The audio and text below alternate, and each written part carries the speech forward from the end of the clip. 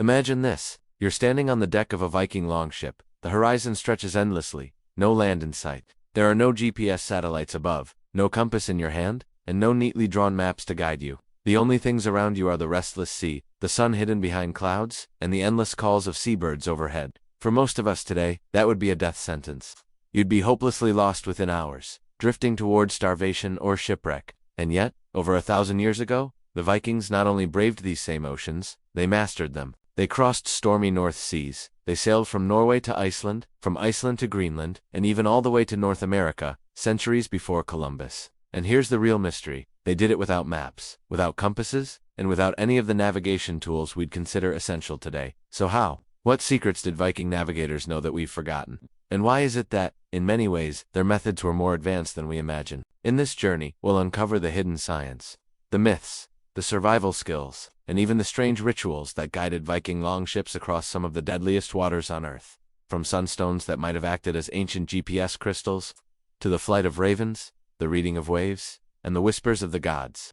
We're going to explore how Vikings really navigated the seas without maps. This isn't just about boats and water, this is about life and death. Because when you're in the middle of the North Atlantic, one wrong direction doesn't just mean being late. It means never coming home.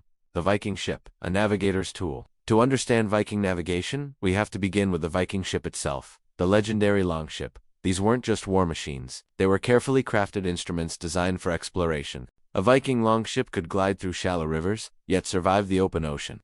Its symmetrical bow and stern meant it could reverse direction quickly without turning. This mattered because when you're navigating by the sun, stars, and waves, you need a ship that responds instantly.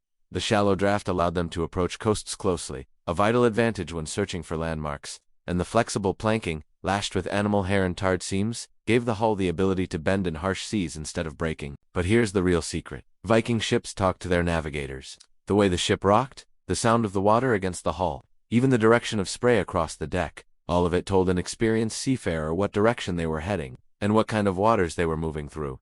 The ship itself was the first instrument of Viking navigation. Without such vessels, none of the rest would matter. The sun, the Viking compass, one of the simplest but most vital tools for navigation, was the sun.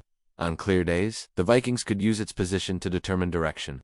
At sunrise and sunset, it marked east and west. At midday, depending on its height, they could estimate north and south. But what about cloudy days? In the North Atlantic, clear skies were rare. This is where one of the most fascinating Viking secrets comes in, the sunstones. These were crystals, likely Iceland spar, a form of calcite, which polarized light. Even when the sun was hidden by clouds or fog, a navigator could rotate the crystal until the light inside aligned. This revealed the sun's hidden position. In effect, it was like holding a 1,000-year-old version of a GPS satellite in your hand. Modern experiments have shown this works, and Viking sagas mention their use. While historians debate how widespread sunstones were, the fact remains. The Vikings had a trick for finding the sun when no one else could. For them, the sun wasn't just light, it was a compass rose painted across the sky. Birds, beasts, and the language of nature. When land was out of sight, the Vikings turned to animals for help. One of the most famous methods involved ravens. The sagas tell us that Vilgerharson, an explorer seeking Iceland, carried 3 ravens on his voyage. He released them one at a time.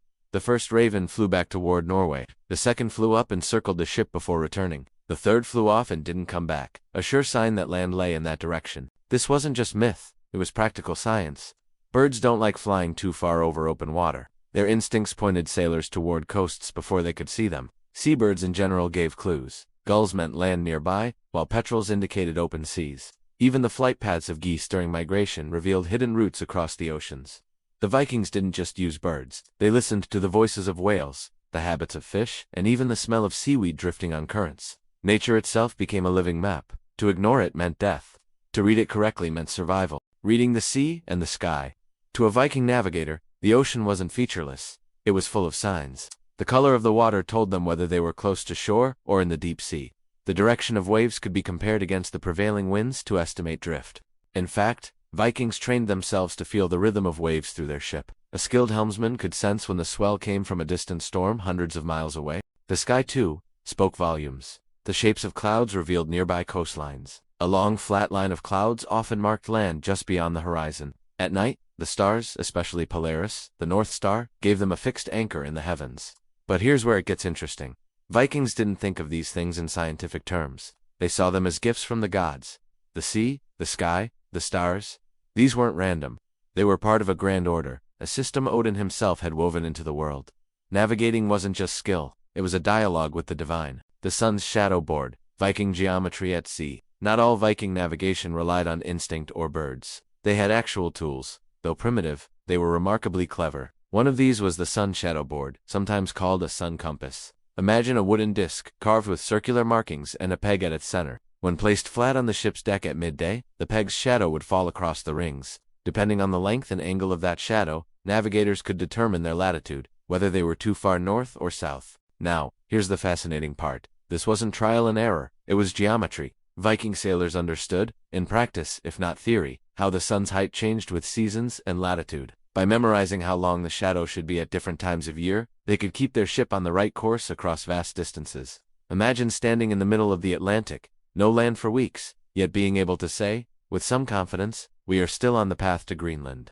That's the brilliance of the shadow board. And when paired with sunstones on cloudy days, the Vikings had developed a system so effective that even centuries later, early modern navigators were still astonished at how far they'd managed to travel. Memory maps and oral knowledge? Here's something we often forget. The Vikings didn't draw maps, not the way we imagine today. Instead, their maps were stories. Navigators memorized vast amounts of information. Sail 2 days north until you see the flocking birds, then turn west, where the sea grows green with drifting weed. After 3 nights, if the wind holds, you'll see a mountain shaped like a sleeping dragon. These were memory maps, oral traditions passed from one generation to the next. A voyage from Norway to Iceland wasn't described in miles. It was described in songs, riddles, and images. This was a culture that sang its geography into existence. Think of it like a GPS voice assistant, but one that spoke in poetry. And because memory was sacred, Viking navigators trained their minds the way we might train soldiers. Forgetting wasn't just careless, it could doom an entire crew. Their sagas weren't just entertainment around the fire, they were survival manuals, disguised as epic tales, trial voyages, and pathfinding. One method often overlooked in Viking navigation is what we might call pathfinding voyages. Before setting out on major expeditions, small groups of sailors would test the waters first. They might sail out a certain direction for a few days, observe the winds, currents, and bird life, then return to report what they found. This reconnaissance created a mental chart of the seas, one built through lived experience. For example, before the great push to settle Greenland, smaller voyages likely scouted safe anchorages, freshwater sources, and weather patterns. By the time settlers came, the routes weren't guesses. They were informed choices. This also explains how Vikings managed to cross to North America. It wasn't a single daring leap into the unknown. It was a series of careful steps. From Norway to the Faroes to Iceland, to Greenland, then further west. Each stage was scouted, tested, remembered, and improved upon. So when people say, how could the Vikings risk such voyages without maps? The answer is, they didn't. They built invisible maps through trial voyages, patience, and collective memory. The helmsman, keeper of the course. No matter how many tools or birds they carried, one figure remained central. The helmsman? The helmsman wasn't just a man who steered Nia, he was a living compass. His job was to keep the ship pointed toward the correct bearing. Not easy when you can't see land for weeks. Helmsmen learned to read the sea in astonishing ways. They could sense when a current dragged them off course simply by how the ship handled under their feet. They could detect subtle shifts in wind direction by how the sail strained, or by the salty tang carried differently across their faces. In sagas, the helmsman is portrayed almost with reverence, a man whose knowledge stood between crew and death. He was often placed near the stern under an awning, shielding him from distractions, free to focus on the ocean's voice. One mistake, one moment of drifting too far east or west, and instead of hitting Iceland, you might slam into Scotland's cliffs, or drift hopelessly south into open water. The helmsman's eyes and instincts were, in many ways, the true compass of the Viking age. Myth, ritual, and the gods of navigation. For the Vikings, sailing wasn't purely practical. It was deeply spiritual. Every voyage was wrapped in myth and ritual. Before departure, sacrifices might be made to Njord, the god of the sea, or Aegir, the great giant who ruled the ocean's depths. A bad omen, such as a sudden storm before leaving, could delay or cancel an expedition entirely. But myth also played into navigation itself. Many believed that the gods placed road signs in the world, the flight of birds, the position of stars, the changing colors of the water. These weren't coincidences, they were messages. Some sagas describe Odin himself granting special sight to navigators, allowing them to see the road of the swans, or the whale's path. Poetic names for ocean routes. And here's where it gets fascinating. This belief in divine guidance may have sharpened their awareness. Because when you believe every bird and every wave carries meaning, you pay attention more than anyone else. Myth wasn't superstition alone. It was a way of focusing human senses to their absolute limit. Stars, seasons, and the midnight sun. When the sun dipped below the horizon, Viking navigators turned their eyes to the heavens. The night sky was their ultimate map, but not in the way we think of sailors centuries later, charting exact coordinates. For the Vikings, the stars acted more like familiar companions. The North Star, steadfast and unmoving, became their anchor in the night. As long as Polaris was fixed above the northern horizon, they knew where north lay. But beyond this, Vikings memorized star paths, the way constellations rose and set at different times of year. In summer, sailing near the Arctic Circle presented another challenge: the midnight sun. For weeks, the sky never darkened. Traditional star navigation became useless. But instead of despairing, the Vikings learned to adapt. They used the sun's slow arc across the sky as a giant clock, tracking not just direction but also the passage of time. They built seasonal calendars of the sea. A voyage in spring demanded different star knowledge than one in autumn. Timing wasn't optional, it was survival. Depart too early and you'd meet impassable ice. Too late, and winter storms would swallow your ship. For the Vikings, the stars were less about fixed science and more about seasonal rhythm, woven into myth and memory. Reading the ocean's colors and smells. Imagine standing on the deck of a Viking longship. You can't see land, but the sea beneath you changes. Its color shifts from deep blue to a lighter green. To the trained eye, this wasn't random, it was a clue. Vikings could read the ocean's colors and textures as signals of depth, current, and proximity to land. Green waters often indicated shallow seas or drifting vegetation, a sign that land lay near. Deep black waters meant open ocean, and it wasn't only sight. Viking navigators also smelled the sea. Certain winds carried the scent of pine forests, fresh soil, or bird colonies from miles away. This olfactory navigation may sound strange, but in an age before compasses, every sense mattered. The sagas describe sailors noting when the sea grows foul with weed, or when the wind brings the smell of land.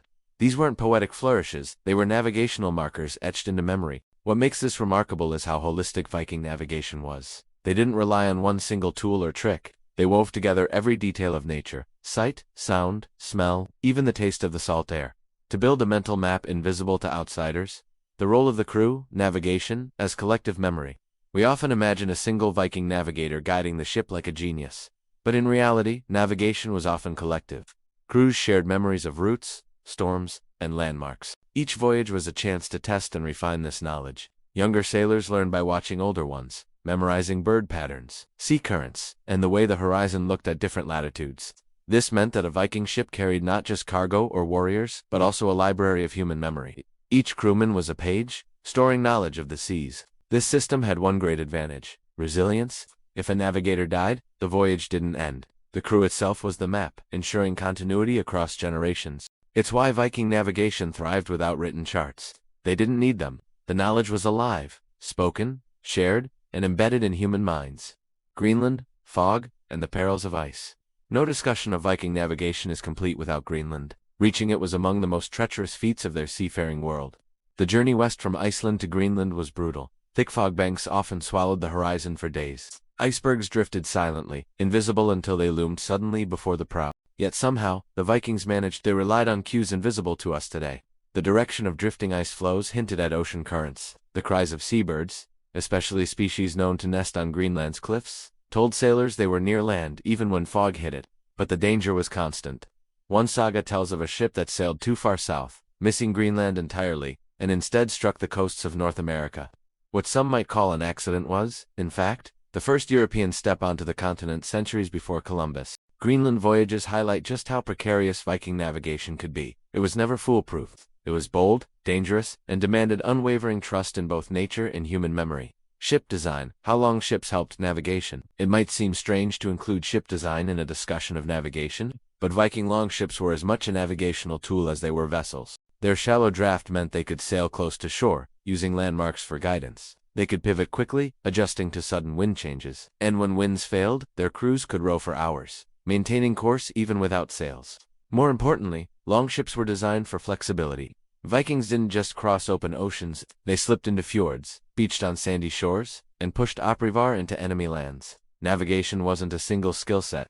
It was a fluid art that demanded ships capable of adapting to every environment. By combining shallow keels, flexible sails, and strong oars, Viking longships became the perfect partners for navigators. Without them, even the greatest helmsman or sunstone would have been useless. The language of waves and swells. For most people, waves are just waves, chaotic motions of the sea. But to Viking navigators, they were as readable as runes carved in stone. Ocean swells move in consistent directions, often tied to prevailing winds. In the North Atlantic, long rolling swells came from the southwest, pushed by storms near distant coasts. By watching the angle of their ship against the waves, Vikings could judge whether they were holding a steady course or drifting off. Some sagas suggest that experienced sailors could even tell when they were approaching land by the way the swells broke differently. As waves hit shallow waters, their rhythm changed, betraying hidden shores long before they were visible. To modernize, this sounds nearly impossible. But Polynesian navigators used similar techniques, and Viking sailors likely honed the same skill, turning the ocean itself into a map. Bird companions. Living navigational tools. Birds were more than just part of the scenery to the Vikings, they were tools.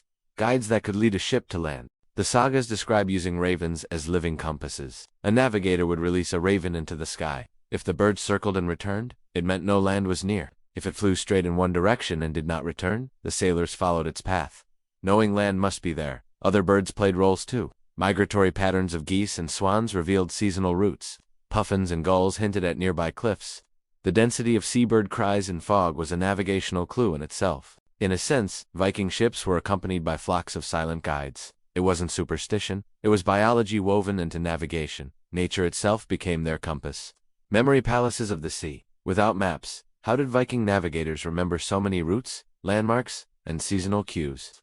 The answer may lie in something akin to a memory palace. Anthropologists suggest that Viking sailors, like oral poets, used storytelling to encode knowledge. A dangerous rock might be remembered not as coordinates, but as the whale's back. A shifting current could be recalled as the serpent's tail. By stringing these metaphors together, sailors created mental maps as vivid stories. It wasn't just geography, it was narrative. Each voyage became a tale that could be retold, memorized, and passed down. This is why Viking sagas themselves feel so tied to the sea. Their culture didn't separate story from survival. To remember a tale was to remember a map. The psychological toll of endless sea. Navigation wasn't just about physical skill, it was also about endurance. Imagine sailing for weeks with no land in sight, nothing but water on all sides. For the human mind, this emptiness could be overwhelming. Viking sailors developed ways to cope. Songs kept the rowers' rhythm steady.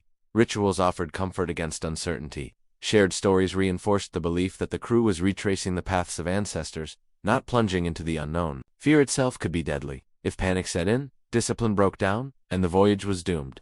This is why navigators often carried religious or magical objects, not as superstitions but as psychological anchors. The sunstone may have been as much a talisman of confidence as a real tool. In this sense, Viking navigation wasn't only about reading the world, it was about mastering the human spirit against the vast and terrifying sea. Dead reckoning.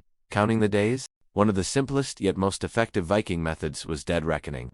Sailors estimated their position by keeping track of speed, direction, and time. If they rowed or sailed west for 3 days at a certain pace, they could predict where they should be. Crews counted rowing strokes, noted wind consistency, and marked time by the sun's arc. It was crude, imprecise, and risky, but combined with bird sightings, ocean colors, and wave directions, dead reckoning became part of a broader navigational toolkit. It reminds us that Viking navigation wasn't about perfection, it was about redundancy, stacking dozens of imperfect techniques until, together, they produced reliable guidance. The whisper of currents?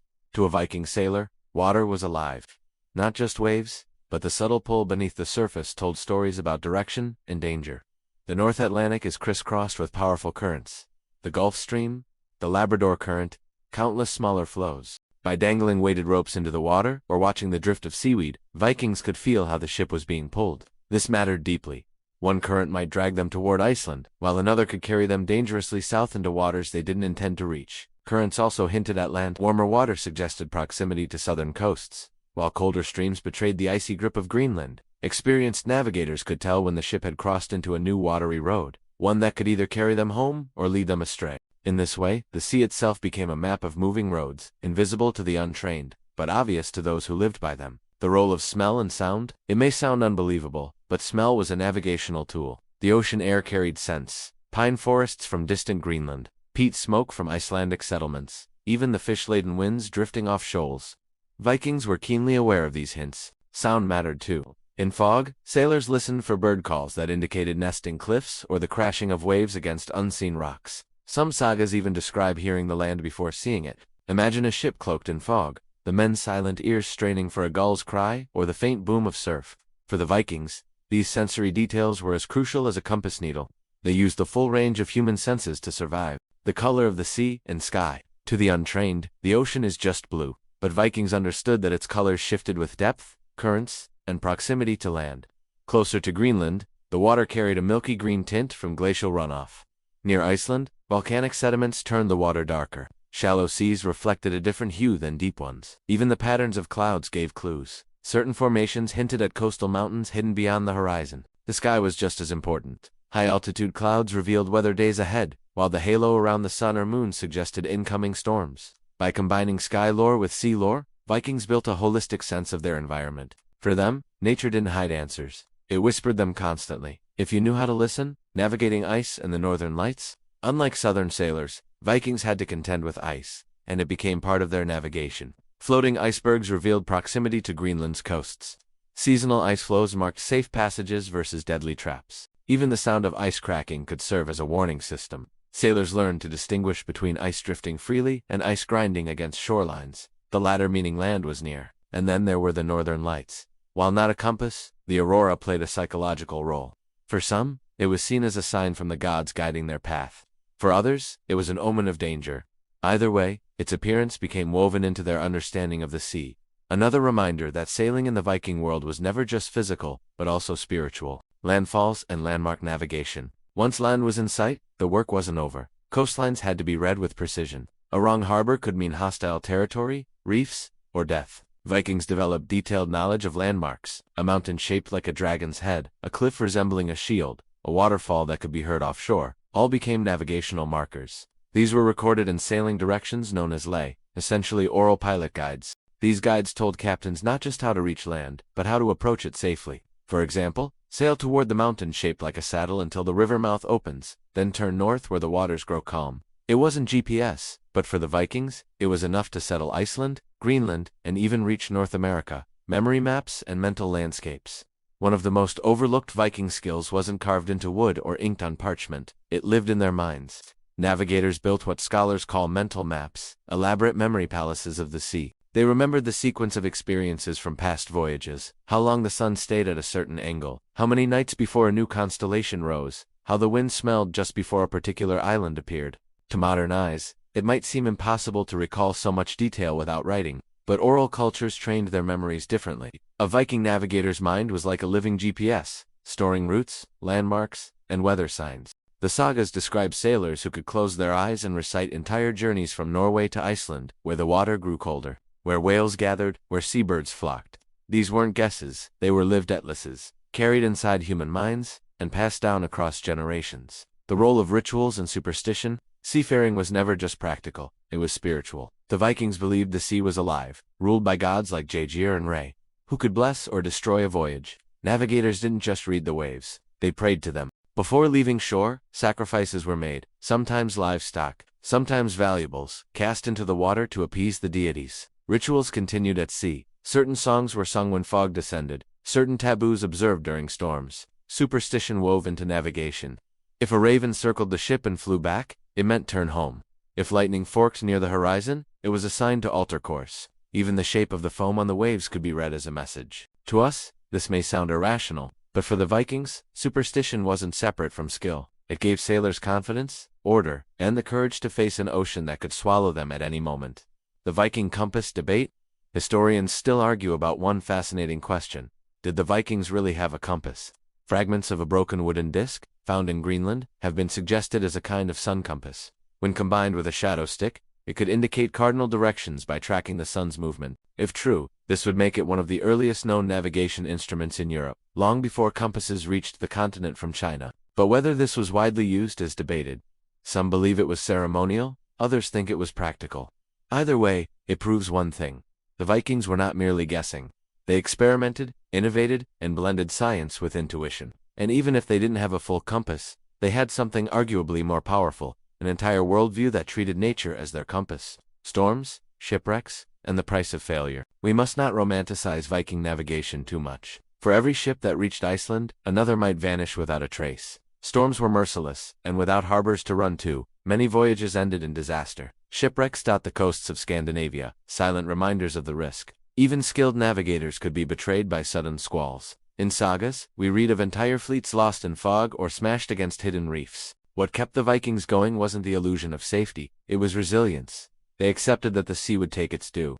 To be a Viking sailor was to live with the knowledge that every voyage might be your last. And yet, they sailed on. The fact they colonized Iceland, Greenland, and Vinland, despite these dangers, speaks not just to skill, but to a cultural fearlessness that modern sailors can scarcely imagine. Navigation in war and raids.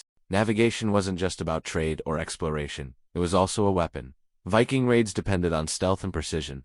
To appear suddenly on the English coast at dawn, or vanish back into the sea before reinforcements arrived, required perfect timing. Captains memorized tidal patterns to slip out unseen. They knew when fog would blanket a coastline, or when winds favored a quick retreat. A poorly timed raid wasn't just a failure, it was a death sentence. This made navigators invaluable in war. A skilled sea guide was as important as the fiercest warrior. He decided whether the fleet arrived on time, whether surprise was achieved, whether loot and lives were won. In many ways, Viking navigation was not just exploration, it was strategy, conquest, and survival, all bound together. Reading the waves. Swell patterns as a map. The ocean isn't just water, it's a constant conversation between wind, land, and current. Viking sailors learned to read the waves as if they were written instructions. A swell coming from the northwest meant distant storms in Greenland. A confused sea, where waves seemed to clash at odd angles, hinted at hidden islands or shoals breaking the currents. When nearing land, experienced navigators could feel a change beneath the keel. The rhythm of the swell shifted, slowed, almost as if the ocean's heartbeat quickened near shore.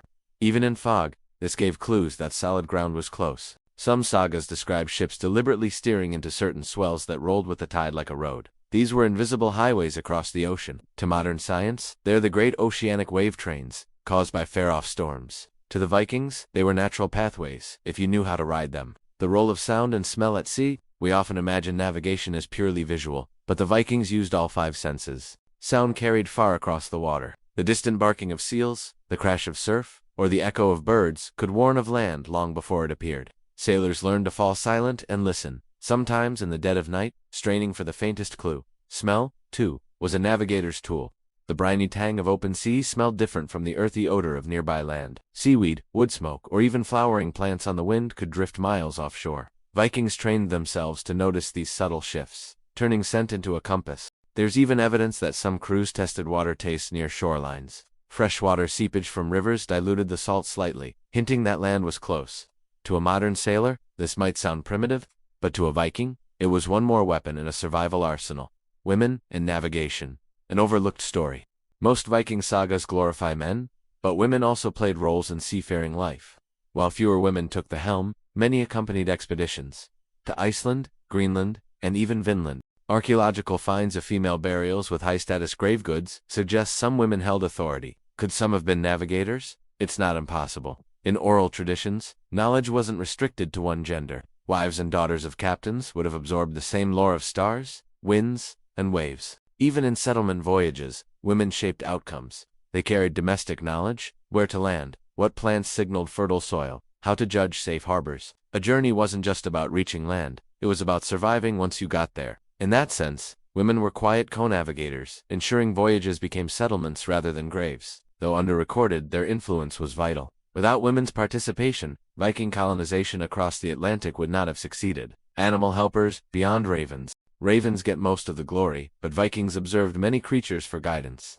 Whales were followed not just for hunting, but for direction. They tended to migrate along predictable routes. Schools of fish hinted at seasonal changes in currents. Flocks of sea ducks or guillemots often betrayed the presence of rocky islands. Even insects were clues. A swarm of flies or mosquitoes far from land meant fresh water was close, carried into the sea by rivers. Dogs and cats were sometimes brought aboard, not only for companionship but because their behavior could alert crews to unseen land or weather. In one saga, a crew noted how seals gathered like stones on a shore, before land came into sight. To modern minds, it may sound quaint. To the Vikings, it was life-saving intelligence. The natural world wasn't background, it was an entire navigational network. Navigation in the far north, ice, sun, and endless daylight. Venturing into the Arctic posed unique problems. Imagine sailing when the sun never sets, or when icebergs drift unpredictably through your path.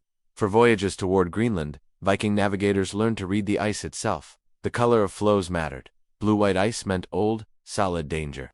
Gray ice could be younger and more breakable. Polar bears were not just threats. Their hunting grounds revealed where the ice edge met open water. But endless daylight in summer also confused traditional sun-based methods. Without nightfall, constellations never appeared. Instead, sailors turned to the sun's height in the sky, estimating direction from its subtle arc. This was not precise, but combined with ocean swells and bird flight, it worked. Some theories even suggest they used sunstones, crystals like Iceland spar that polarized light. By holding them up, navigators could locate the hidden position of the sun on cloudy days. If true, this was Viking science centuries ahead of its time. Legacy of Viking navigation. By the time Viking expansion waned, their navigational techniques had spread indirectly across Europe.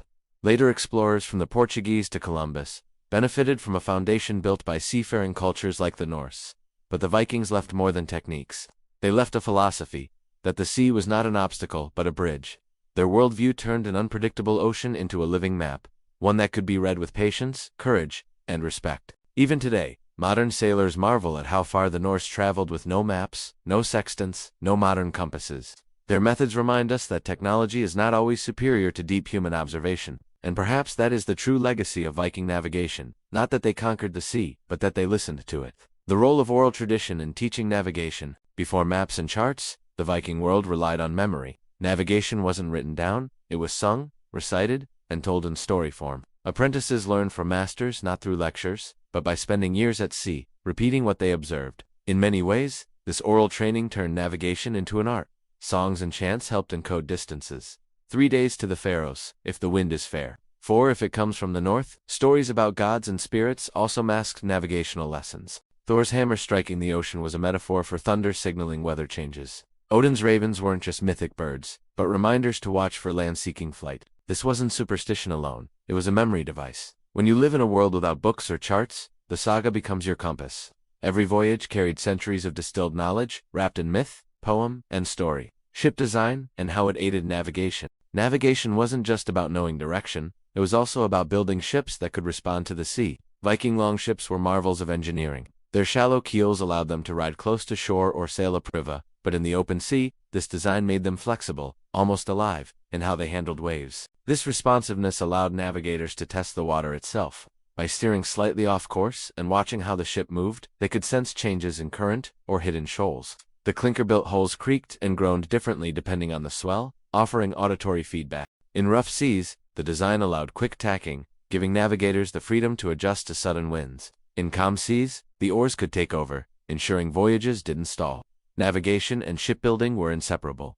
The success of Viking expansion wasn't just knowledge of stars and birds, but a vessel that could translate that knowledge into survival. Landmarks of the North Atlantic, invisible maps. The Viking routes across the North Atlantic were like a chain of stepping stones. Shetlands, Faroes, Iceland, Greenland, and Vinland. Each island became a landmark, but not always one you could see. Navigators used what we might call invisible maps. For example, certain cloud formations often hovered above islands, known as land clouds. A long, low, stationary cloud in an otherwise clear sky could indicate an island beneath, even when it wasn't visible at sea level. Other invisible signs included bird migrations. Some birds flew out to sea in the morning to feed and always returned inland at night. Following their flight paths could point toward hidden islands. In the sagas, sailors talk about how the birds betrayed the land. These weren't accidents, they were systematic observations, repeated voyage after voyage, until they became part of the mental geography every sailor carried in his mind. Coping with storms and losing direction. No matter how skilled, Vikings sometimes lost their way.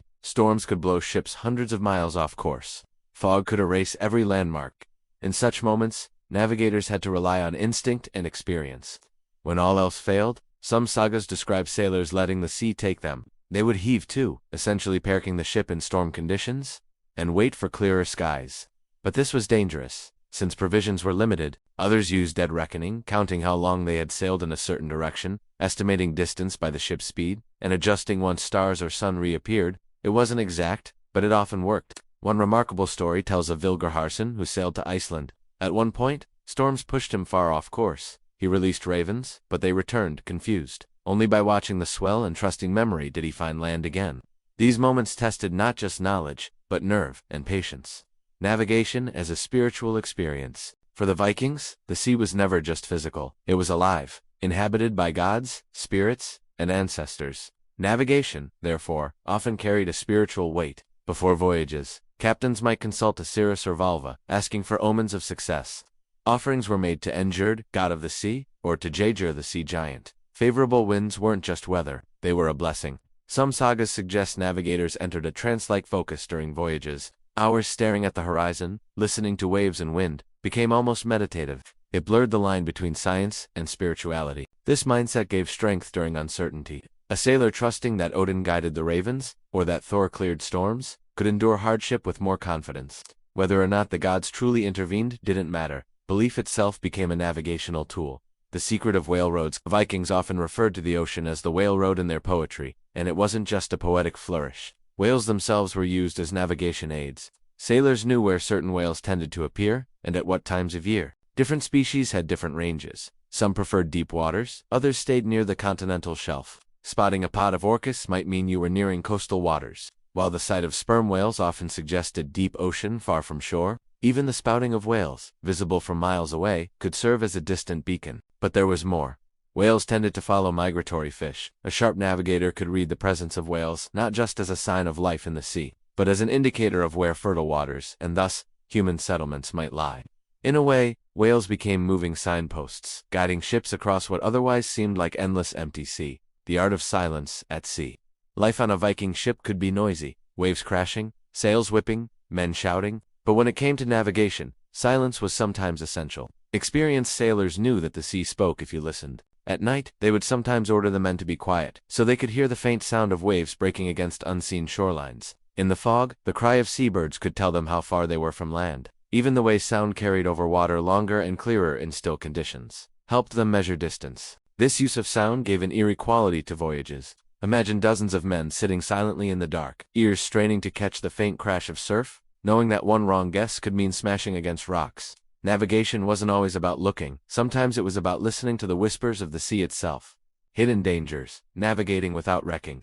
The Vikings were bold explorers, but their ships were fragile compared to the power of reefs and rocks. Navigators had to develop techniques to avoid unseen dangers. One such method was lead sounding, lowering a weighted rope into the water to measure depth. But they didn't just check the number. They also smeared tallow or fat on the bottom of the weight, so it would collect sand, mud, or shells. By feeling the residue, they could tell whether they were approaching shallows or safe harbor. The sagas also hint at a practice where navigators read the color of the sea itself. Light green suggested shallow water, while dark blue meant the depths. Combined with bird patterns and swell, this let them sketch a mental map of unseen coastlines. Their success wasn't just luck, it was an accumulation of techniques that made survival possible in some of the most treacherous waters of the North Atlantic. Navigation and leadership at sea. Not every Viking could be a navigator. It was a role of immense responsibility, almost sacred. The helmsman, often the most trusted man after the chieftain, carried the crew's fate in his head. Leadership was deeply tied to navigation. If a helmsman misread the stars or currents, lives could be lost. A single mistake could strand a ship on unknown shores. Because of this, navigators were often men of reputation, chosen for their calmness under pressure. But leadership also meant managing morale. Long voyages meant hunger, cold, and doubt. A navigator who spoke with confidence, pointing to signs others didn't notice. A distant bird, a subtle swell, could turn despair into hope. This psychological aspect was just as important as technical skill. A crew that trusted their navigator was far more likely to survive the unknown. The first time to America, perhaps the ultimate test of Viking navigation, came with their voyages to Vinland, what we now call North America. Unlike their jumps from Norway to Iceland or Iceland to Greenland, this was uncharted territory. Leif Erikson and his crew had no prior maps, only rumors. To cross, they had to stretch every technique, watching for migrating birds, reading seaweed drift, trusting currents, and daring to follow the sun farther west than anyone else had. Imagine the tension on board as days passed with no sight of land. Only faith in their methods, and in the skill of the navigator, kept them going. And then, finally, the appearance of wooded shores and strange new fruits. They had reached a continent that would remain hidden from most of Europe for centuries. It was the ultimate triumph of Viking navigation. No compass, no maps, just observation, memory, and courage. The silent knowledge of the skies. The Vikings had no telescopes, no sextants, yet they read the skies with astonishing precision. Beyond the stars, they observed the haze of the Milky Way, which they sometimes described as a great road across the heavens.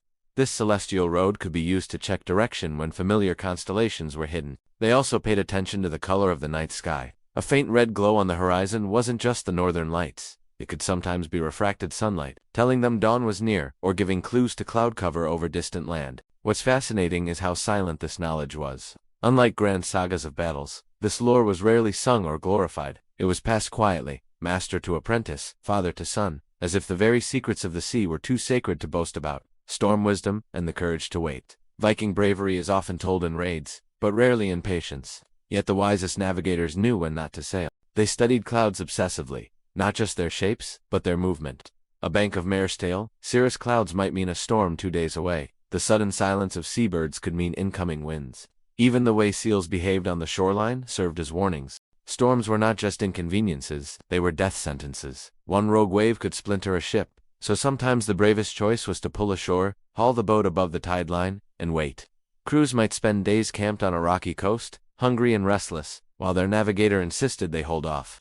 That patience, though frustrating, often meant survival. In this way, Viking seamanship was a balance of boldness and restraint, daring to cross oceans, but wise enough to know when the sea demanded respect. The navigator's burden. Being a navigator wasn't just skill, it was a burden of life and death. Imagine standing at the prow with dozens of eyes on you, each man hungry, tired, and trusting you completely. If you said land is west, they rowed west. If you miscalculated, they might never see home again. The weight of that responsibility was enormous. Many navigators were also poets and storytellers, using riddles and sagas to encode directions. That way, if they died, the knowledge wasn't lost. But those who lived bore a heavy loneliness. Few understood the mental map they carried in their heads. And while warriors were praised for killing, navigators were rarely sung about in feasts. Their reward was survival itself. Knowing their skill kept men alive when swords and axes could not. In truth, they were the unsung heroes of Viking expansion.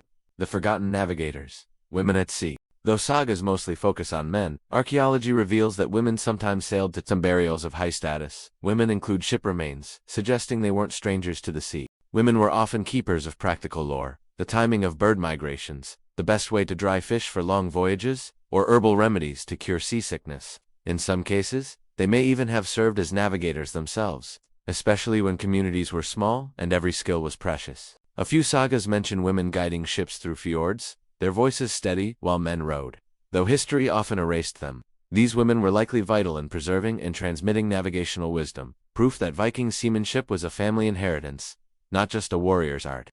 The legacy of Viking navigation. By the time the Viking Age ended, their navigation had carried them farther than almost any culture of their time, from the rivers of Russia to the Mediterranean, from Greenland to North America. And yet, they left behind no maps, no compasses, no manuals. Their legacy was not written but embodied, in the habits of later sailors, who adopted their techniques, in the oral traditions that filtered into Norse poetry, and in the archaeological evidence that still washes ashore. What makes Viking navigation extraordinary is that it relied on trust and memory, in the patterns of the natural world, and in the courage of the men who dared to follow. It wasn't just about reaching new lands, it was about teaching generations to see the sea not as chaos, but as a living guide. Today, modern navigators still marvel at how far they went, with so little, proving that human observation, sharpened by need and survival, can rival even the finest instruments. And so, we've journeyed together across the whale roads, following stars, birds, waves, and whispers of the sea, just as the Vikings once did. Their navigation was not magic. It was discipline, patience, and a deep intimacy with the natural world. It reminds us that survival often depends on noticing the smallest signs, and that courage isn't just about fighting, it's about daring to cross into the unknown. If you enjoyed diving into this hidden side of Viking history, make sure to like this video so it reaches more curious minds. Subscribe to the channel for more long, immersive explorations into the forgotten corners of the past. And let me know in the comments. If you were on a Viking ship, do you think you'd trust the sea, or fear it? Until next time, thank you for watching, and remember, history isn't just what happened, it's how people survived.